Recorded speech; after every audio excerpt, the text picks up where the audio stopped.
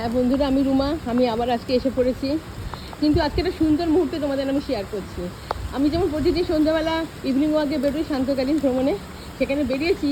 বেরিয়ে দেখো কি বৃষ্টি, আজকে প্রচণ্ড ঝড়, এখন বৃষ্টি হচ্ছে। বেশ সুন্দর লাগছে দেখে। দেখো গাছের পাতা দুলছে, ঝড় দেখতে পাচ্ছ বন্ধুরা।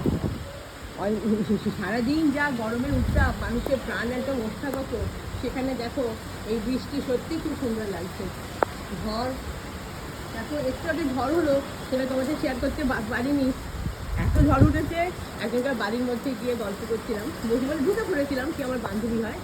এই দেখো বন্ধু, ঝড় উঠেছে, দেখো ঝড়, এখন বৃষ্টি পড়ছে, অবস্থা দেখো খুব সুন্দর লাগছে। দেখেছো বন্ধুরা, আকাশ দেখো একদম লাল লাগছে। অনেকদিন পর বৃষ্টি, গরমের চাপে মানুষের প্রাণ জায়গায় অবস্থা। এই সময় দেখো ঝড় উঠেছে, এই ঝড় সত্যিকারের বৃষ্টি পড়ছে, মানুষের সত্যি খুব সুন্দর লাগছে এই বৃষ্টি।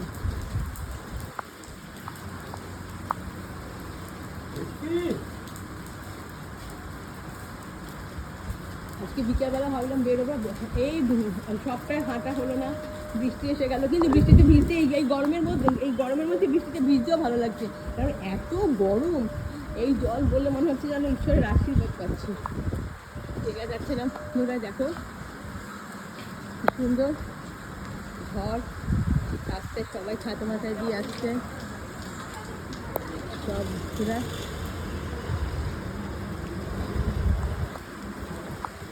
যখন গরম হয় তখন মনে হয় বৃষ্টি হয়, কিন্তু এই বৃষ্টিটা মানুষের খুব উপভোগ করছে। এত গরমের মধ্যে যদি বৃষ্টি আসে, এটাই একটু সুন্দর না? কি বলো বন্ধুরা, তোমাদের ওখানেও কি বৃষ্টি হচ্ছে? আমি উত্তরপাড়ায় থাকি, উত্তরপাড়াতে এখন এরকম অবস্থা ওয়েদার। তোমরা দেখো বন্ধুরা, তোমাদের ওখানে কি হচ্ছে, বৃষ্টি হচ্ছে না, কত বৃষ্টি হচ্ছে, নাকি বৃষ্টি হব হব হচ্ছে, সেটা শেয়ার করো আমার সাথে, আমার ভালো লাগবে।